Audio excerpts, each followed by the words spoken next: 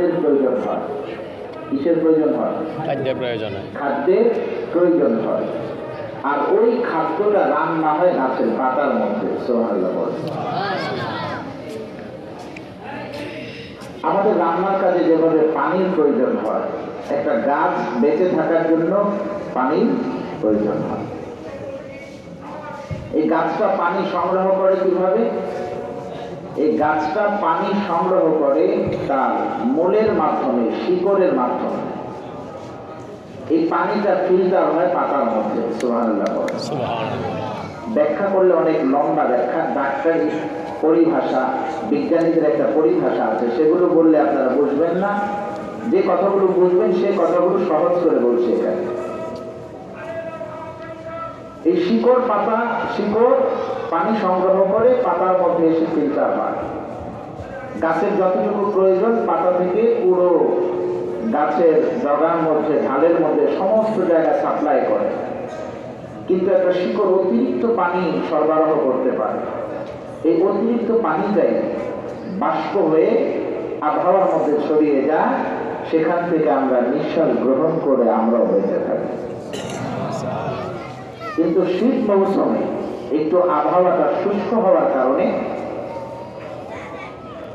গাছের পাতা যতটুকু পানির মাধ্যমে বেঁচে থাকবে এবং গাছকে বাঁচিয়ে রাখবে, ততটুকু পানি সংগ্রহ করতে পারে না শুষ্ক হওয়ার কারণে। এই জন্য গাছ একা বেঁচে থাকার সিদ্ধান্ত নেয়। গাছ কি করে? একা বেঁচে থাকার সিদ্ধান্ত নেয়। এই জন্য ওই পানিটা পাতা পর্যন্ত আসতে পারে না। এবং শীত মৌসুমে একটু আলো বাতাসও কম লাগে, ঠিক কিনা বলেন? এখানে আরো কথা আছে, বিজ্ঞানীদের কথা, সেগুলো বুঝবেন না, এতটুকু বুঝবেন। এই আলো বাতাস না পাওয়ার কারণে এবং পর্যাপ্ত পানি না পাওয়ার কারণে এই পাতাটা একসঙ্গে ঝরে পড়ে যায়। সুবহানাল্লাহ বলেন। সুবহানাল্লাহ। তখন গাছ যতটুকু পানি সংগ্রহ করে ততটুকু পানি এসে বেঁচে থাকতে সক্ষম হয়। যদি পাতাটা গাছের মধ্যে থাকতো তাহলে আমও যেত, ছালাও যেত। পাতা পড়ে যায়, এই জন্য যতটুকু ভিটামিন প্রয়োজন গাছ সেটা শোষণ করে নিজে নিজে বেঁচে থাকে। আস্তে আস্তে করে শুষ্ক মৌসুম চলে যখন আবার আসে আপনার বৃষ্টি, তখন এই গাছটা আবার তার পাতা গজায় পাতা নিয়ে পৃথিবীতে বেঁচে থাকে। এই কথাগুলো কেন বললাম? এই কথাগুলো এই জন্য বললাম যে শীত মৌসুমে ঝরে যাওয়া পাতা থেকেও আমাদের জন্য শিক্ষা আছে। আর সেই শিক্ষাটা হলো এরকম, বিশ্বনবী একদিন শীত মৌসুমে কোথাও যাচ্ছিলেন, তখন বিশ্বনবী একটি মরা পাতা গাছ দেখলেন। বিশ্বনবী কি ঘাসটা ঢাকি দিলেন, দেওয়ার পর পাতাগুলো পড়লো না। বিশ্বনবী আরেকটা ঝাঁকি দিলেন, তারপরে পড়লো না। বিশ্বনবী আরেকটা ঝাঁকি দিলেন। 3 বার ঝাঁকি দেওয়ার পর কিছু পাতা জমিনে পড়ে গেল। এরপরে বিশ্বনবী বলল, সাহাবায়ে কেরাম জানো, এই যে তোমরা দেখো যে গাছের পাতা ঝরে পড়ে, এটার সাথে একটা তুলনা করে তোমাদেরকে উদাহরণ দেই। নবী বলতেছেন সাহাবায়ে কেরামদেরকে যে কোনো ব্যক্তি যদি করে সুবহানাল্লাহ ওয়ালহামদুলিল্লাহ ওয়া লা ইলাহা ইল্লাল্লাহু আল্লাহু আকবার, কোন বান্দা যদি এই শব্দগুলো একবার পাঠ করে, বিশ্বনবী বলতেছেন গাছের পাতা যেভাবে ঝরে জমিনে পড়ে যায়, কোন ব্যক্তি যদি এই শব্দগুলো একবার পাঠ করে, আমার আল্লাহ তার আমল নামা থেকে গুনাহগুলো এভাবে ঝরে ফেলে দিয়ে তাকে নিষ্পাপ বানায় দেয়। তাহলে আমরা নিষ্পাপ হয়ে ওয়াজে ঢুকবো। একবার আমার সাথে এই দোয়াটা পাঠ করেন, বলেন সুবহানাল্লাহ। আপনাদের আওয়াজে মনে হয় আপনার মাহফিলে বেজার হয়েছে, আপনার আওয়াজে এই কথা মনে হচ্ছে কি এক মাহফিল দিচ্ছে, এক আযাব আমাদের জন্য। বিষয়টা কি এরকম না? মাহফিল এলাকার জন্য রহমত। একটা মাহফিল তো প্রতিদিন হয় না, বছরে একবার হয়, একদিন হয়, সে কিনা বলে। কত রাত এমন গিয়েছে কিনা যে মেহেদি দিতে দিতে রাত্র শেষ হয়েছে কিনা বলেন? অনেক রাত্র যুবকদের এমন হয়েছে কিনা যে মোবাইলকে সময় দিতে দিতে রাত্র শেষ। তাহলে আজকে তো পুরো রাত্র আপনাদের কাছে চাওয়া হয় না, রাতের একটি অংশ 1 ঘন্টা 2 ঘন্টা চাওয়া হয়েছে। এই 1-2 ঘন্টা যদি আপনি ইখলাসের সাথে বসে তওবা করে বাড়িতে যেতে পারেন, আপনার কি পরিমাণ লাভ হবে, আল্লাহ তাআলা আপনাকে একেবারে নিষ্পাপ বানিয়ে দিবে। ওই রাত্রে যদি আপনার মৃত্যু হয়, আপনি বিনা হিসেবে জান্নাতে যাবেন। এত ফায়দার পরও আপনার আওয়াজ আসতে দেন কেন? জোরে উচ্চ স্বরে বলেন সুবহানাল্লাহ ওয়ালহামদুলিল্লাহ ওয়া লা ইলাহা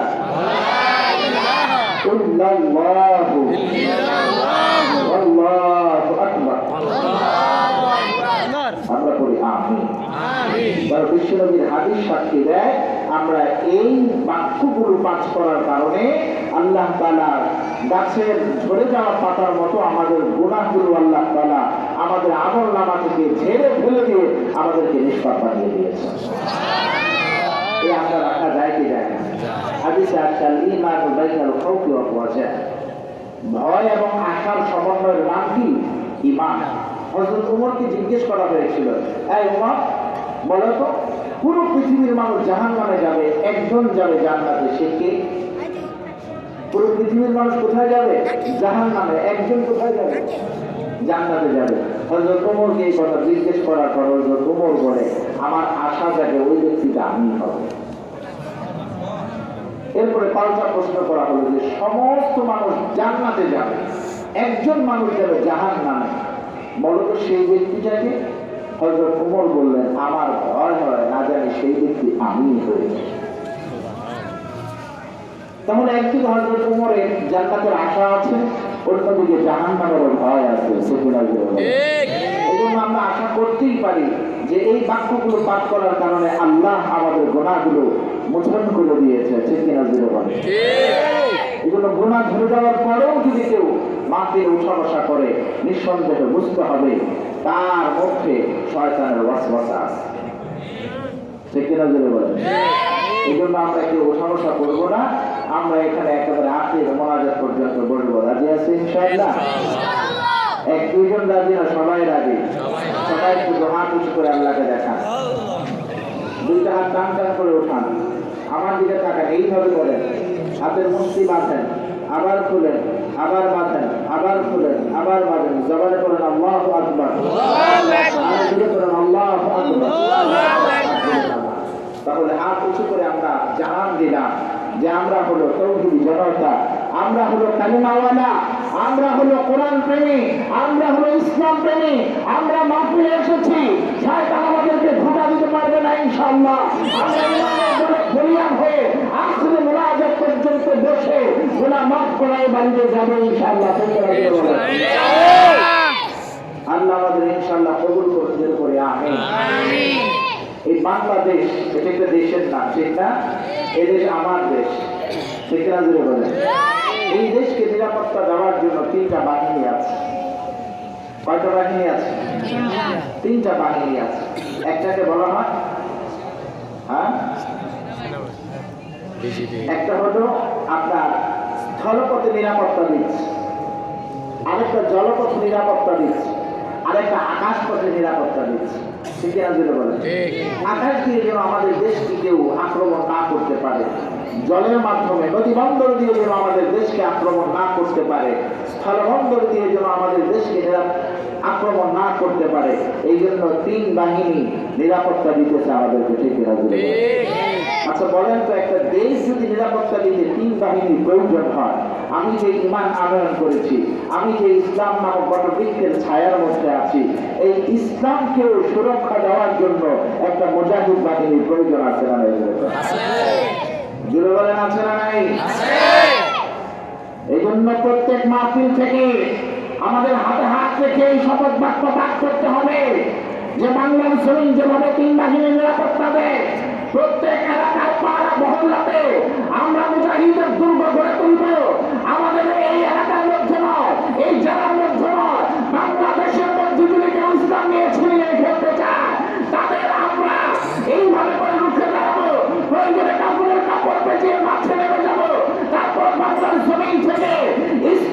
সমলে উপরে ফেরাতে যারা ষড়যন্ত্র করেছে তাদের ষড়যন্ত্র আমরা বাস্তবে হতে দিতে পারি না, ঠিক না জোরে বলে। এই জন্য আমাদের এই শপথ নিতে হবে। আপনি মনে করবেন 5 ওয়াক্ত নামাজ পড়বেন আর তসবিতে আল্লাহ আল্লাহ করবেন, এটাই আপনার ইমানের দাবি শেষ হয়ে যাবে, কিন্তু নয়। 5 ওয়াক্ত নামাজ হবে, রোজা হবে, হজ হবে, যাকাত হবে, এরপরে যদি আমার ইসলামকে কেউ কটাক্ষ করে, কোরআন সুন্নাহকে কেউ কটাক্ষ করে, মসজিদ মাদ্রাসা নিয়ে কেউ ষড়যন্ত্র করতে চায়, বাংলাদেশ নিয়ে কেউ ষড়যন্ত্র করতে চায়, তাদেরকে জানাই দিতে হবে আমরা যুদ্ধ করেছি 1971 সালে, আমরা যুদ্ধ করেছি 2024 সালে। ইসলামকে সমুন্নত রাখতে প্রয়োজনে যদি আরো একবার যুদ্ধ করতে হয়, যুদ্ধ করব, তারপরও আমরা ইসলামের ক্ষতি হতে দিতে পারবো না, ঠিক না জোরে বলে।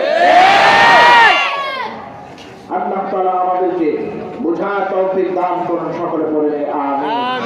এই জন্য দেশ রক্ষায় যদি উলামায়ে হক্কানি ডাক দেয়, ইসলাম রক্ষায় যদি উলামায়ে হক্কানি উলামায়ে রাব্বানি ডাক দেয়, ঐক্যবদ্ধ হয়ে মাঠে নামা যাবে ইনশাআল্লাহ। আল্লাহ আমাদের ইনশাআল্লাহ কবুল করে নেন, সকলে পড়ে আমিন। তাহলে আমরা ইমান মাখা কিছু কথা বললাম, যে কথাগুলো আমার ইমান তরতাজা হওয়ার জন্য ভূমিকা রাখবে বলে আশা রাখি, ঠিক না জোরে বলে। আমি একটা কথা সবসময় বলি যে আপনার যদি চাল দিয়ে মুড়ি ভাজতে হয়, বালুটাকে কি করতে হবে? গরম করতে হবে। ঠান্ডা বালুর মধ্যে যদি আপনি চাল দেন, মুড়ি হবে? জোরে বলেন। আবার শুকনো জমিনের মধ্যে যদি আপনি চারা রোপণ করেন, গাছ হবে? আমরা গুনাহ করতে করতে আমাদের ঈমান শুকিয়ে গেছে, ঠিক না জোরে বলেন। আমরা গুনাহ করতে করতে আমাদের ঈমান ঠান্ডা হয়ে গেছে। এই ঠান্ডা ঈমানের মধ্যে কোরআনের আয়াতের বীজ রোপণ করে দিলে নামাজি নামক গাছ হতে চায় না, ঠিক না জোরে বলেন। এই জন্য ঈমান মাখা কিছু কথা বললাম। এখন আমাদের ঈমান আশা করি আমরা তরুতাজা করতে পেরেছি। এই তরুতাজা ঈমানের মধ্যে কিছু কোরআনের বীজ রোপণ করতে চাই, যে বীজগুলো নামাজ নামক গাছ হবে, রোজা নামক ফল হবে, হজ যাকাত নামক কি করবে, বিশাল বড় পাতা হবে, ছায়া হবে, ঠিক না জোরে বলেন। আল্লাহ আমাদের সকলকে সেই তৌফিক তুমি দান করে দাও, সকলে পড়েন আমিন। কারণ ঈমান এমন বড় একটি দৌলত, একমাত্র ঈমান দিয়ে জান্নাত খরিদ করা যায়, অন্য কিছু দিয়ে জান্নাত খরিদ করা যায় না, ঠিক না জোরে বলেন। এই জন্য ওমর রাদিয়াল্লাহু তাআলা আনহু ঈমান পেয়েছে, তো অনেক বড় দৌলত পেয়েছে।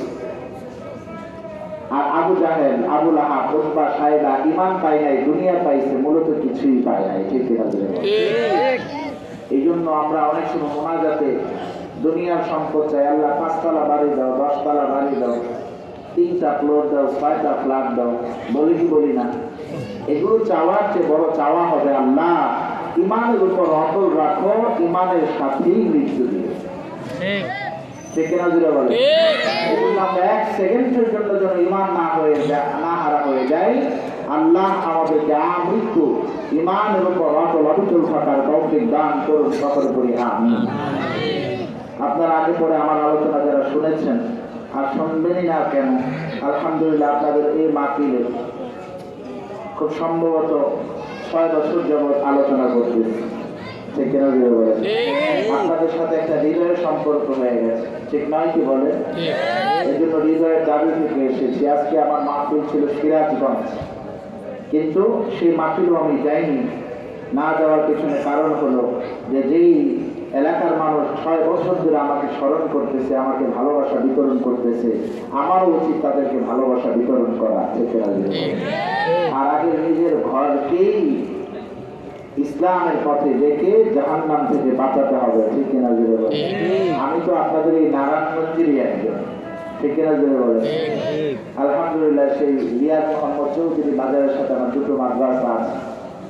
তবে এখন আমি জুমা পড়াই ঢাকা গ্যান্ডারিয়া বড় মসজিদে, বাইতুল আকবার জামে মসজিদ, সেখানে 4 জুমা পড়াই। বাকি নারায়ণগঞ্জে আছি আমি, আল্লাহ আপনাদের সাথেই আছি।